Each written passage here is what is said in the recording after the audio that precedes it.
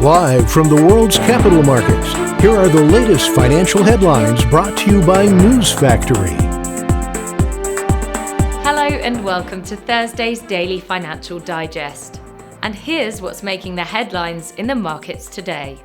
The Bitcoin-dollar pair dove 1.7% in the last session. The MACD is giving a positive signal. The euro-dollar price remained largely unchanged in the last session. The RSI is giving a negative signal. The last session saw the pound gain 0.3% against the dollar. The MACD is giving a negative signal, which matches our overall technical analysis. The Aussie-dollar pair rose 0.6% in the last session. The ultimate oscillator is giving a positive signal. And now let's hear what our chief analyst picked up for us today. ExxonMobil will exit Russia oil and gas operations that it has valued at more than $4 billion and halt new investment as a result of Moscow's invasion of Ukraine.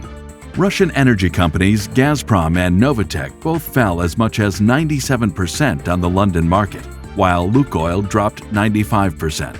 Bitcoin hit daily lows, then bounced back as fresh comments by the United States Federal Reserve added to macro volatility. Those were today's major economic events. And now, moving on to world financial headlines. The U.S. Market Services PMI will be released at 14:45 GMT. Australia's trade balance at 00 hours and 30 minutes GMT. Australia's exports at 00 hours and 30 minutes GMT. Japan's unemployment rate will be released at 23:30 GMT. The U.S. ISM Services PMI at 1500 GMT. Japan's jobs applicants ratio at 23:30 GMT. We hope that you've enjoyed Thursday's Market Outlook.